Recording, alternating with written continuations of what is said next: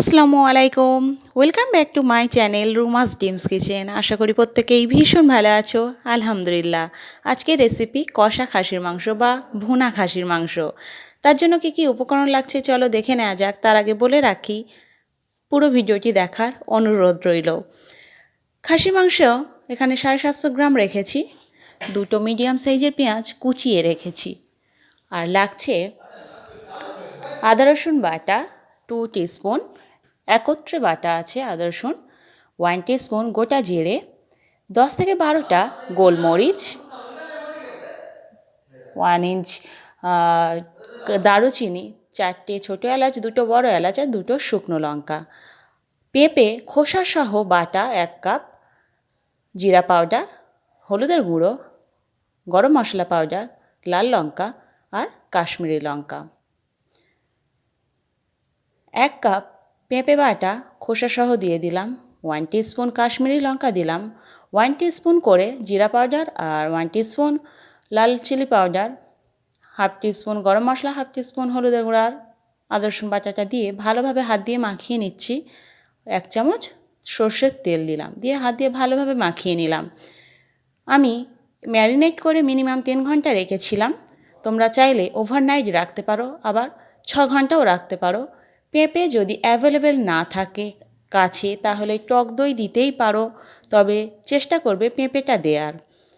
2টো এলাচ আর ছোটো এলাচ, বড় এলাচ, শুকনো লঙ্কা, দারুচিনি, গোটা জিরে যে ফোড়নটা রেখেছিলাম ওটা 2 চামচ তেলের সাথে দিয়ে এইভাবে ভালোভাবে 2 সেকেন্ডের মতো একটু নাড়িয়ে নিলাম। একটু ফ্লেভার বা স্মেল যখন আসবে তখন আমি পেঁয়াজটা অ্যাড করছি। এইভাবে হাত দিয়ে ছাড়িয়ে আমি তেলের মধ্যে দিলাম।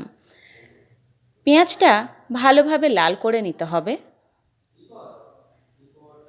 মোটামুটি একটু ব্রাউন কালার আসা পর্যন্ত এইভাবে কন্টিনিউ লো টু মিডিয়াম ফ্লেমে রেখেই কিন্তু নাড়াচাড়া করতে হবে। ব্রাউন কালার হয়ে গেছে পেঁয়াজটা, দেখতেই পাচ্ছ।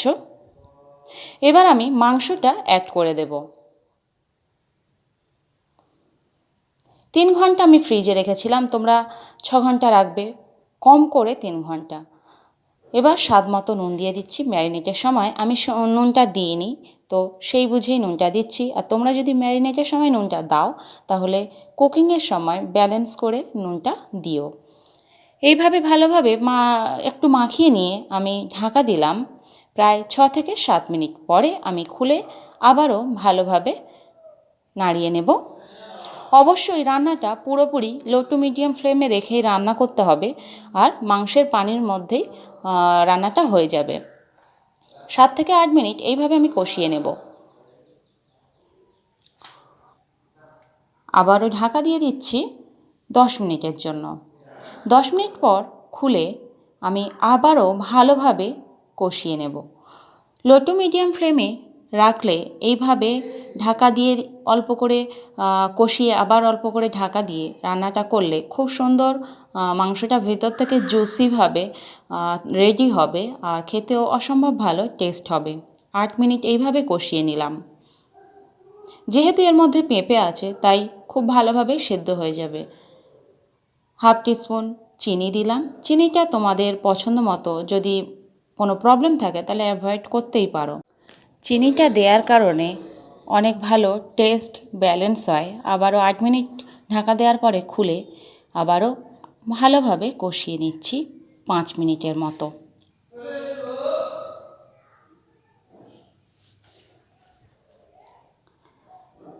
আবারও 5 মিনিট পরে আমি ঢাকা দিয়ে দিচ্ছি।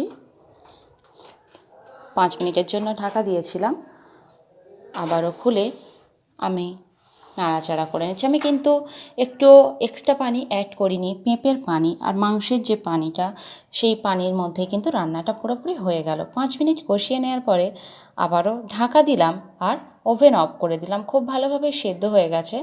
ওভেন অফ করে আমি 10 মিনিট রেস্টে রেখেছিলাম, তারপরে প্লেটে সার্ভ করলাম। ভালো লাগলে অবশ্যই লাইক, কমেন্ট, শেয়ার আর সাবস্ক্রাইব করতে ভুলো না। আল্লাহ হাফিজ।